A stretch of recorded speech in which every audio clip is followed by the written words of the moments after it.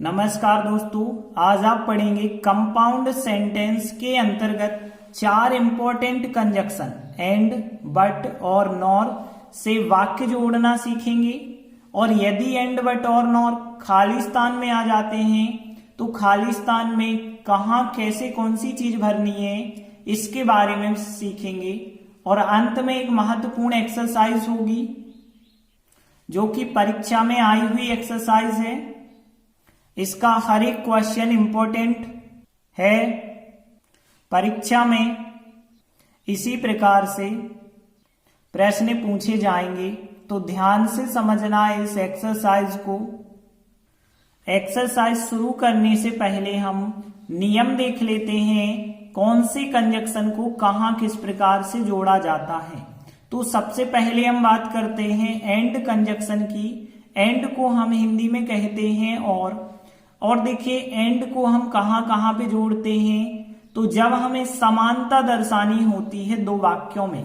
समानता मतलब यहाँ पे जैसे हमने कहा राम एक अच्छा लड़का है, श्याम एक अच्छा लड़का है, तो दोनों वाक्यों में समानता दर्शानी है तो आप एंड से जोड़ सकते हैं।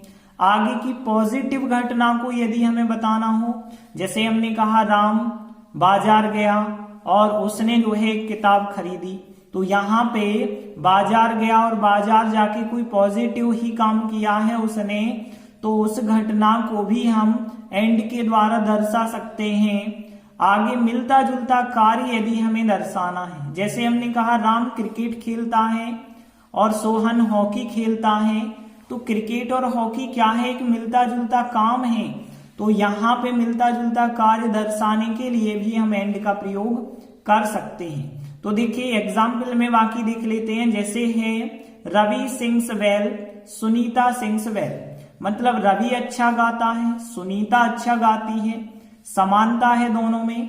तो अब आप कहेंगे रवि और सुनीता दोनों जो है अच्छा गाते हैं, तो यहाँ पे रवि और सुनीता को हम एंड के द्वारा जोड़ देंगे, तो रवि एंड सुनीता हो जाएगा। लेकिन अब सिंग्स नहीं होगा। फिर क्यों नहीं होगा? क्योंकि जब सब्जेक्ट एक वचन होता है तो एस वाला फॉर्म होता है, लेकिन यहाँ रवि एंड सुनीता दो व्यक्ति हो गए। दो व्यक्ति हो गए मतलब बहुवचन। बहुवचन मतलब फर्स्ट फॉर्म अकेला आएगा। प्रेजेंट सिंपल का यही नियम होता है कि यदि बहुवचन हो जाए तो एस नहीं लगाते, लेकिन एक वचन है, नाम है, तो एस लगा देते हैं। तो Ravi and Sunita sing well इसका राइट आंसर हो जाएगा। एक और वाक्य देखते हैं, जैसे सुनील वर्कड हार्ड। सुनील ने जो है कठिन परिश्रम किया और he got a first division, और उसे प्रथम श्रेणी प्राप्त हो गई।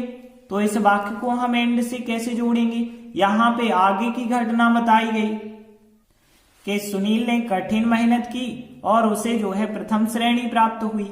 तो यहाँ पे यदि हम एंड से वाक्य जोड़ेंगे तो एंड से आप सीधा वाक्य जोड़ेंगे, क्योंकि इसमें तो सिंग्स वेल दोनों जगह कॉमन था, तो सिंग्स वेल दो बार नहीं लिखा हमने, सीधा एक बार लिखा। लेकिन यहाँ पे देखिए, यहाँ तो कुछ एक सी बात है ही नहीं, यहाँ का वाक्य अलग, यहाँ का वाक्य अलग है, लेकिन थोड़ी सा है समानता। यहाँ सुनील की बात करी गई और यहाँ भी उसी की बात करी गई है, तो सुनील और ही में समानता है।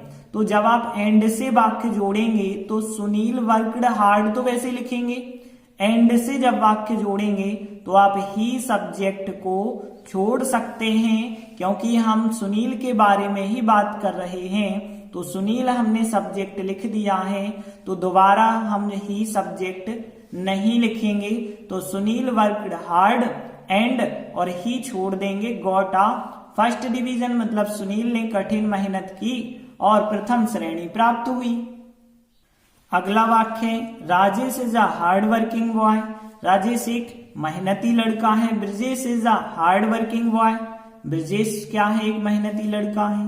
देखिए अब दोनों को जब हम एंड के द्वारा जोड़ेंगे तो यहाँ पे राजेश एंड ब्रजेश हो जाएगा और बाकी सब में तो एक सा है, तो फिर कोई प्रॉब्लम ही नहीं है। लेकिन ध्यान देना, जब हम दोनों को एंड से जोड़ेंगे तो राजेश एंड ब्रजेश अब इज सहायक क्रिया नहीं होगी, अब आर सहायक क्रिया होगी।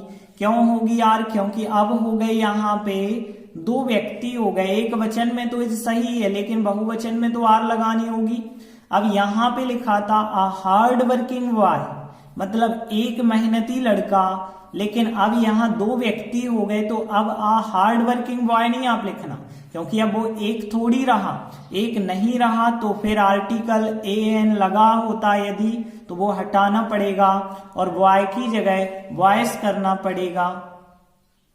तो आंसर क्या हुआ, राजेश एंड ब्रजेश आर सहायक क्रिया हो गई क्योंकि दो व्यक्ति हो गए, और हार्ड वर्किंग बॉयज का मतलब मेहनती लड़के हैं, तो राजेश और ब्रजेश मेहनती लड़के हैं। इसके बाद देखते हैं अगला कंजक्शन है बट। बट का हिंदी मीनिंग लेकिन, किंतु, परंतु, बल्कि, ऐसे बहुत सारे मीनिंग होते हैं बट के।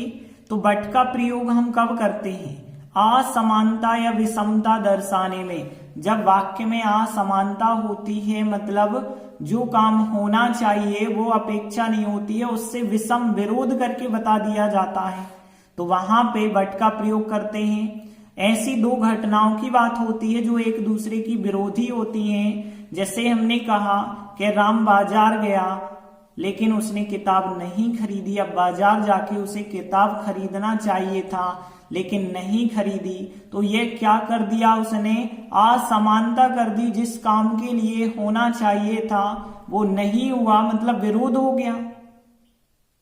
जैसे एग्जाम्पल लेते हैं, आवर लैंड इज रिच, मतलब हमारी जो भूमि है, धरती है, वो अमीर है, और आवर पीपल आर रिच, क्या हमारे लोग गरीब हैं। अब देखिए, जब हमारी धरती जो भूमि है, मातृभूमि है, वो अमीर है, तो हमारे लोग भी अमीर होना चाहिए था, लेकिन हमारे लोग गरीब हैं। ये क्या है, असमानता है, विषमता है। तो ऐसे वाक्यों को हम बट से जोड़ सकते हैं। और बट में क्या करना है, देखिए, पहला वाक्य लिखना है, बट लगा के दूसरा वाक्य लिख देना है। कोई कॉमन चीज तो है ही नहीं, यहाँ आवर लैंड, यहाँ आवर पीपल अलग अलग हैं, तो कोई कॉमन चीज तो है ही नहीं कि वो आप छोड़ दो, तो कॉमन चीज नहीं है, तो सीधा हमने लिखा के आवर लैंड इज रिच और बट लगा के हमने दूसरा वाक्य लिख दिया। मतलब हो गया कि हमारी जो भूमि है वो रिच है, अमीर है, लेकिन हमारे लोग गरीब हैं, इसका हिंदी मीनिंग हो जाएगा। अगला वाक्य देखते हैं कि द क्वीन फाइट का सेकंड फॉर्म है फॉट वेरी ब्रेवली, बहुत बहादुरता से। तो जो रानी थी बहुत बहादुरता से लड़ी। She could not defend the fort, fort मतलब किला होता है, डिफेंड करना मतलब बचाना, वह किले को बचा नहीं सकी। तो रानी बहादुरता से लड़ी, बहुत बहादुरता से लड़ी, लेकिन वो क्या नहीं कर सकी है, अपने किले को बचा नहीं सकी है। इस वाक्य को यदि हम बट के द्वारा जोड़ेंगे तो कैसे जोड़ना होगा, देखिए, दोनों वाक्यों में कोई ऐसी चीज कॉमन तो आपको दिख नहीं रही है, तो यहाँ पे हमने पहला वाक्य लिखा the queen fought very bravely, और बट से सीधा हमने दूसरा वाक्य जोड़ दिया, she could not defend the fort. ठीक है ना, तो दोनों वाक्यों के बीच में बट जोड़ देना और कुछ नहीं करना। एक चीज यहां कर सकते थे, द क्वीन और सी एक ही था, तो आप चाहें तो सी हटा सकते हैं, कोई फर्क नहीं होता।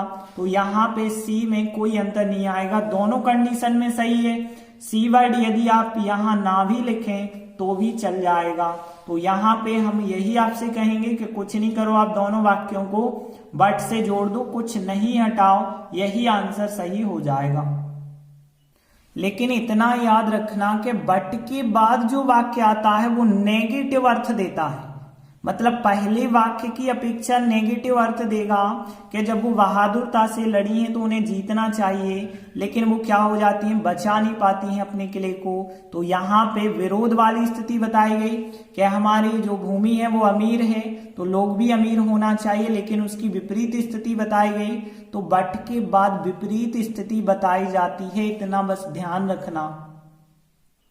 अगला कंजक्शन है और का मतलब होता है या, अन्यथा भी होता है इसका मतलब।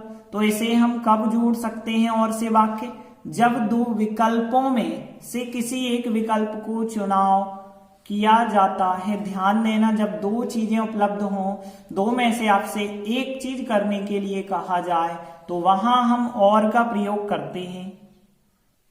सेकेंड नियम है, नेगेटिव कंडीशन को जब हम व्यक्त करते हैं तो अन्यथा के अर्थ में भी हम जो है और का प्रयोग कर सकते हैं।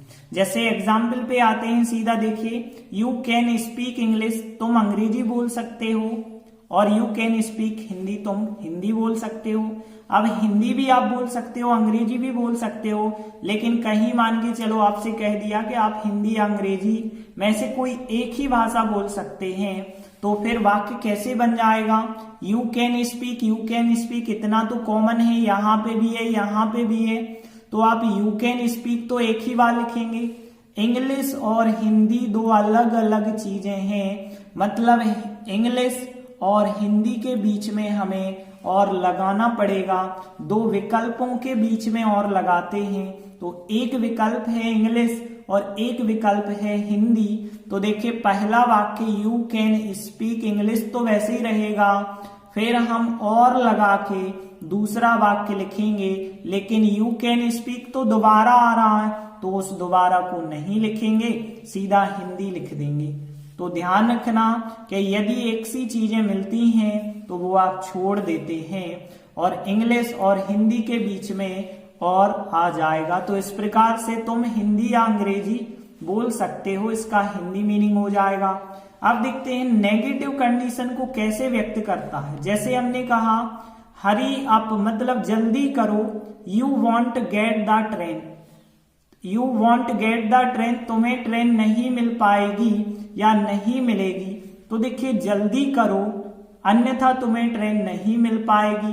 तो यहाँ पे अन्यथा का अर्थ आ रहा कि एक काम करो, जल्दी करो। जल्दी करो मतलब यदि आप जल्दी करोगे तो काम आपका अच्छा होगा, लेकिन यहाँ नेगेटिव कंडीशन, ट्रेन नहीं मिल पाएगी, नेगेटिव कंडीशन हो गई कि नहीं हो गई। तो यहाँ पे इन दोनों वाक्यों को हम और से जोड़ सकते हैं। तो यहाँ हरी अप और you want get the train, कि जल्दी कीजिए अन्यथा आपको ट्रेन नहीं मिल पाएगी।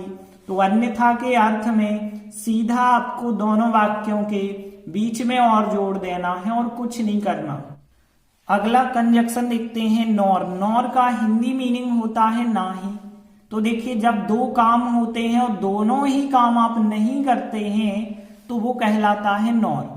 और इसका प्रयोग हम कब करते हैं? सबसे पहला नियम, दो नेगेटिव वाक्यों को ही जोड़ेगा नॉर, और नॉर दोनों वाक्यों के बीच में हम लगाएंगे, लेकिन जो दूसरा वाक्य होगा उसे यस या नो टाइप का क्वेश्चन बनाएंगे, मतलब इंट्रागेटिव बनाएंगे, और नॉट भी हटाएंगे। ध्यान रखना क्योंकि दो वाक्य नेगेटिव थे, पहला वाक्य तो जैसा है वैसा लिख देंगे, दूसरे वाक्य के पहले हम नॉर लगाएंगे और दूसरे वाक्य का नॉट हटा के इंट्रागेटिव बनाएंगे, लेकिन प्रश्नवाचक चिन्ह नहीं लगाएंगे। जैसे हम एग्जाम्पल में देखते हैं, they did not look at him और they did not talk to him. अब यहाँ पे देख रहे हैं दो नेगेटिव वाक्य हैं, इनका मतलब है दे did not look at him का मतलब है उन्होंने उसे नहीं देखा, उन्होंने उससे बात नहीं की। दो नेगेटिव वाक्य हैं, आप कैसे जोड़ेंगे? तो देखिए पहला वाक्य तो जैसा है आपको वैसा ही लिख देना है, दूसरे वाक्य को नॉर से जोड़ना है। तो देखिए हमने पहला वाक्य वैसे ही लिखा, फिर नॉर लगा के दूसरा वाक्य लिखेंगे, लेकिन दूसरे वाक्य का नॉट कम कर देंगे, नॉट कम करेंगे, लेकिन डिड सहायक क्रिया आगे करके आपको वाक्य लिखना है। तो देखिए दे did not look at him तो वैसे ही रहा, नॉर लगाया हमने, फिर दूसरा वाक्य जो था they did not talk to him, यहाँ पे नॉट कम कर दिया और डिड आगे कर दी, तो did they talk to him, लेकिन लास्ट में क्वेश्चन मार्क नहीं लगाना है, भले ही डिड आगे कर दी है। तो इस प्रकार से आंसर बन जाएगा। और हिंदी मीनिंग क्या होगा कि उन्होंने उसे नहीं देखा, ना ही उससे बात की। देखिए अगला वाक्य है, we do not lend anything, we do not borrow anything. तो देखिए यहाँ पे बोरो का मतलब होता है उधार लेना और लैंड का मतलब उधार देना। तो हम कोई चीज उधार नहीं देते हैं, हम कोई चीज उधार नहीं लेते हैं। तो यहाँ पे देखिए दोनों वाक्यों को नॉर से यदि जोड़ना है तो हम पहला वाक्य तो वैसे लिखेंगे, दूसरे वाक्य को नॉर से जोड़ेंगे। तो देखिए पहला वाक्य वैसे ही लिखा है, लेकिन नॉर लगा के जब हम दूसरा वाक्य लिखते हैं तो नॉट कम हो जाता है दूसरे वाक्य का और सहायक क्रिया आगे आ जाती है। तो यहाँ we do not borrow anything जो था, नॉट अब कम कर देना और डू सहायक क्रिया आगे कर देंगे, इस प्रकार से वाक्य बनेगा। तो देखिए हमने सबके नियम पढ़ लिए, एंड, बट और नॉर के। अब आगे हम एक्सरसाइज पे आते हैं। तो देखिए पहला वाक्य क्या है, ही इज वीक और he is lazy. Combine the sentence with and, and के द्वारा हमें वाक्य जोड़ना है। तो देखिए यहाँ पे एक मिला वीक और एक मिला लेजी, ये बस अलग अलग हैं, बाकी तो सब एक सा हैं। तो देखिए ही इज तो एक सा ही है और वीक और लेजी अलग अलग हैं, तो इन दोनों को हम एंड के द्वारा जोड़ देंगे। तो यहाँ पे आंसर क्या बन गया, ही इज दोनों में एक सा है, एक ही बार लिख दो, he is weak and lazy हो जाएगा, मतलब वह कमजोर है, वह आलसी है। तो यहाँ पे वह कमजोर और आलसी है। देखिए यहाँ ऑब्जेक्ट एंड के द्वारा जुड़ते हैं तो सहायक क्रिया पे कोई प्रभाव नहीं पड़ेगा, लेकिन सब्जेक्ट जुड़े होते तो जरूर सहायक क्रिया बदल सकती थी। अगला वाक्य देखिए, आई कॉल्ड हिम लाउडली, मैंने उसे जोर से बुलाया। ही गेव मी नो आंसर, उसने मुझे कोई उत्तर नहीं दिया। कहा गया है combine sentence using but, but का प्रयोग करते हुए वाक्य को जोड़ना। तो हमने बताया था बट का तो केवल आपको दोनों वाक्यों के बीच में प्रयोग कर देना है और कुछ भी नहीं हटाना। तो देखिए इस प्रकार से आंसर बनेगा, आई कॉल्ड हिम लाउडली और बट का प्रयोग दोनों वाक्यों के बीच में करेंगे, he gave me no answer हो जाएगा। अगला वाक्य देखिए, some people are rich they are not happy. अब कंबाइन यूजिंग बट, बट के द्वारा जोड़ना है। तो देखिए यहाँ सम पीपल आर रिच मतलब कुछ लोग अमीर होते हैं या अमीर हैं, दे आर नॉट हैप्पी वे खुश नहीं हैं। तो यहाँ सम पीपल और दे एक सा ही है बिल्कुल। तो यहाँ पे देखिए यदि हम देखें सम पीपल आर रिच, पहला वाक्य तो वैसे ही लिखना है। अब देखिए दूसरे वाक्य को बट के द्वारा जोड़ देना है। तो यहाँ पे दूसरे वाक्य को जब हम बट के द्वारा जोड़ेंगे तो but they are not happy हो जाएगा। इस वाक्य को जो है आप चाहें तो ऐसा भी लिख सकते हैं, दे आर को हटा दें, दे आर को हटा दें, नॉट हैप्पी यहाँ पे हम लिख सकते हैं। यहाँ पे आप दे आर हटा सकते हैं क्योंकि सम पीपल को ही दे कहा गया है और आर यहाँ भी है यहाँ भी है, तो दोनों जगह सब्जेक्ट और सहायक क्रिया में समानता है, इस वजह से आप हटा सकते हैं। तो सम पीपल आर रिच और बट लगा के दे आर हटा देंगे, नॉट हैप्पी हमारा आंसर हो जाएगा।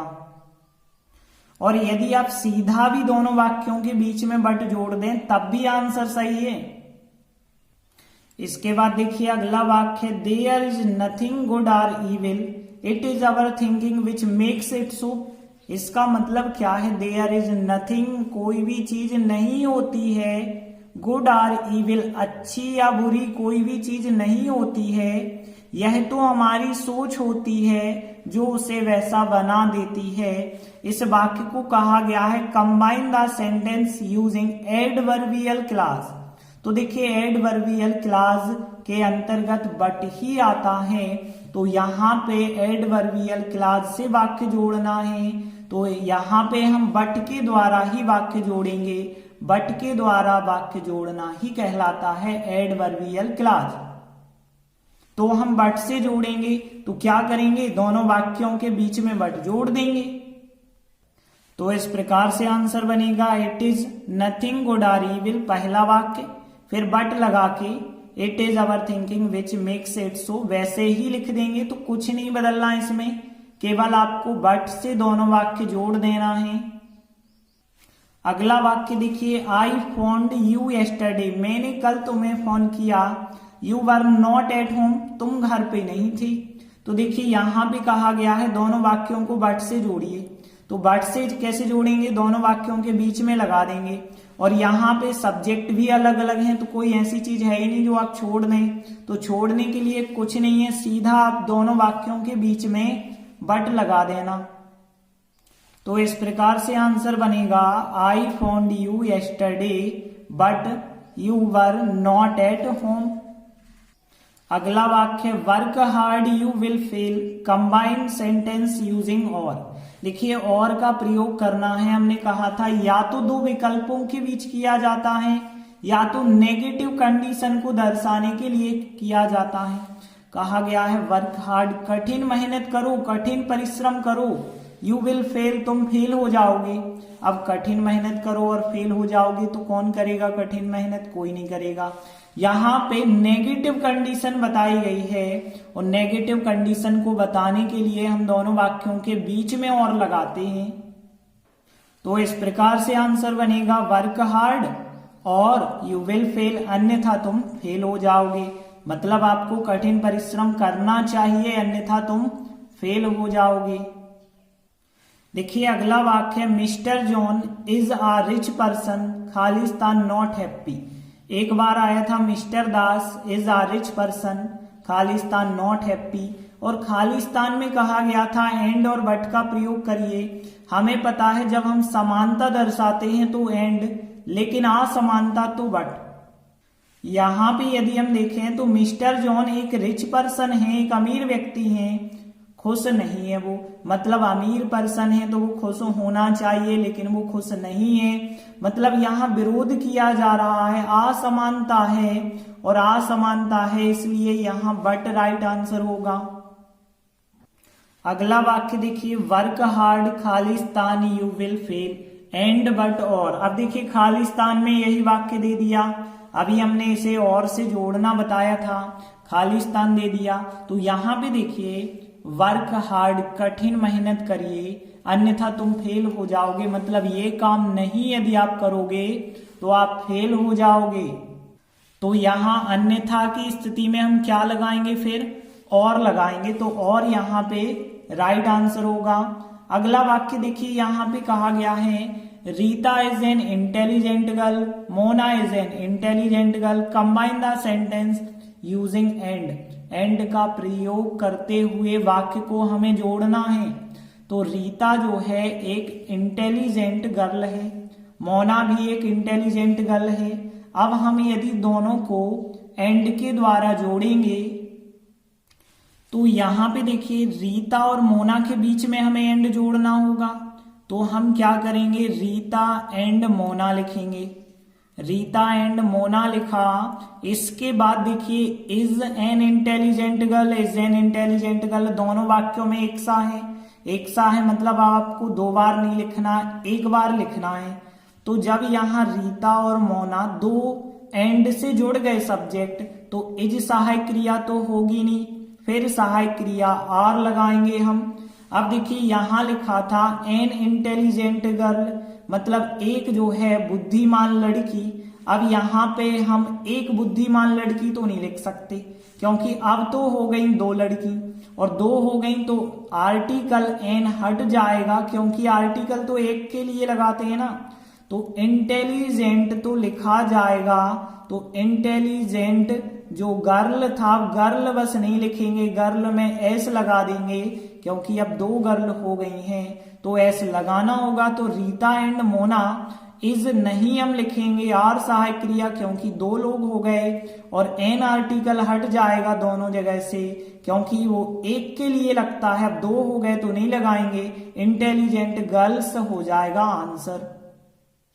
अगला वाक्य देखिए you can write in ink, you can write in pencil.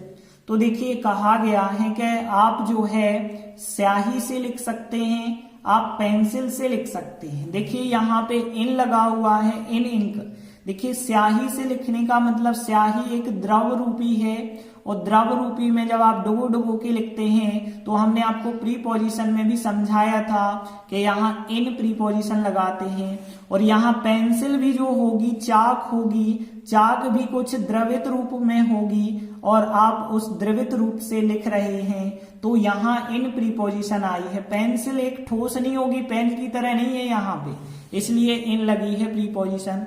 तो देखिए you can write in ink, तुम जो है स्याही में लिख सकते हो या फिर पेंसिल में लिख सकते हो या पेंसिल से लिख सकते हो। तो यहाँ पे आपके पास दो ऑप्शन है कि आप तो स्याही से लिख दो या पेंसिल से लिख दो। तो यहाँ पे और के द्वारा कैसे हम इसे बताएंगे, यू कैन राइट तो वैसे ही रहेगा, यू कैन राइट तुम लिख सकते हो। अब आपके पास दो ऑप्शन हैं, या तो स्याही से लिखो या फिर पेंसिल से लिखो। तो दोनों के बीच में हम और लगाएंगे। तो यहाँ पे हम लिखेंगे इन इंक लिखेंगे और इन पेंसिल लिखेंगे। तो यहाँ पे इस प्रकार से आंसर बनेगा। और एक चीज याद रखना, प्रीपोजिशन को संज्ञा के साथ आप अलग नहीं कर सकते। मतलब हम चाहें तो कह दें कि इन एक बार लिख दो, दो बार क्यों लिखना है, तो ऐसा नहीं चलेगा। प्रीपोजिशन के साथ पूरी संज्ञा लेनी पड़ेगी, यहां भी प्रीपोजिशन के साथ लेना होगा। अगला वाक्य देखिए, she did not wash the dishes, she did not dry them. अब देखिए यहाँ पे combine the sentence using nor के द्वारा वाक्य जोड़ना है। क्या उसने डिशेस जो थी, डिशेस बर्तनों को हम कह सकते हैं, उन्हें नहीं धोया और उन्हें साफ भी नहीं किया है। तो हम कैसे नॉर के द्वारा वाक्य जोड़ेंगे, तो नॉर में क्या नियम है, पहला वाक्य जैसा है वैसा लिख दो, दूसरे वाक्य को नॉर से जोड़ो। तो देखिए हमने पहला वाक्य तो वैसे ही लिखा नॉर लगा के, अब हम दूसरा वाक्य जोड़ते हैं। तो हमने बताया था नॉर के बाद दूसरा वाक्य जोड़ते हैं, उस वाक्य का नॉट कम करते हैं, नॉट कम करेंगे और डिड सहायक क्रिया को आगे रखेंगे। तो डिड सहायक क्रिया को आगे रखना होता है क्योंकि नॉर के बाद एक इंट्रागेटिव जैसा वाक्य आता है, लेकिन क्वेश्चन मार्क नहीं लगाते। तो डिड आगे आएगा, डिड सी, और फिर ड्राई देम, यही हमारा फिर आंसर होगा। एक और वाक्य है इसी प्रकार से, the officer did not come, और फिर he did not send any message.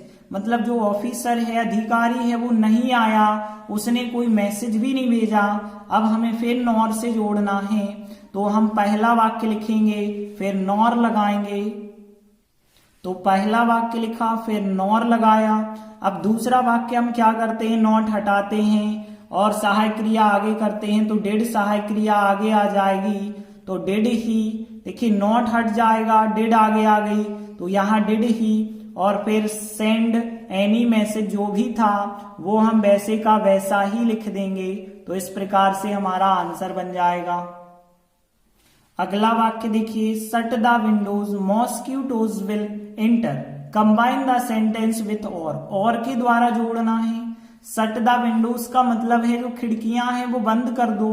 Mosquitoes मच्छर को कहते हैं, तो मच्छर जो है अंदर आ जाएंगे। इंटर करना मतलब प्रवेश करना। तो देखिए यहाँ पे नेगेटिव कंडीशन बताई गई है कि खिड़कियां बंद कर दो अन्यथा मच्छर अंदर आ जाएंगे। तो यहाँ पे और का प्रयोग हम सिंपल है जब नेगेटिव कंडीशन बताता है, क्योंकि हम खिड़कियां बंद करेंगे तो मच्छर कैसे अंदर आएगा।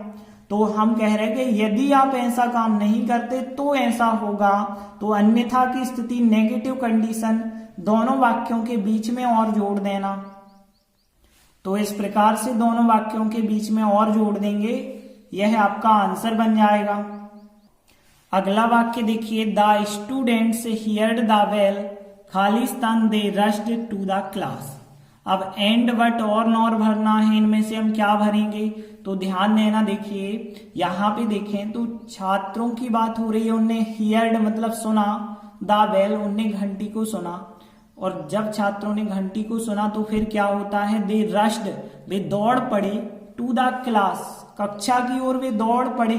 तो यहाँ पे ध्यान देना, यहाँ पे नेगेटिव मीनिंग तो है नहीं, क्या विपरीत अर्थ है, क्या उनने जो है घंटी को सुना है और वे क्लास की ओर दौड़े हैं, मतलब आगे की पॉजिटिव घटना को बताया गया है।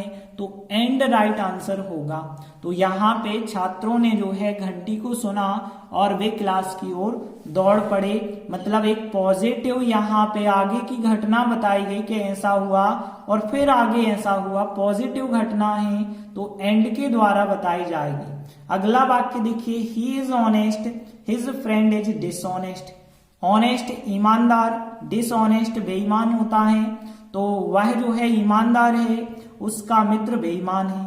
तो यहाँ पे क्या है, एक असमानता है और असमानता को दर्शाने में हम बट का प्रयोग करते हैं। तो यहाँ बट राइट आंसर होगा।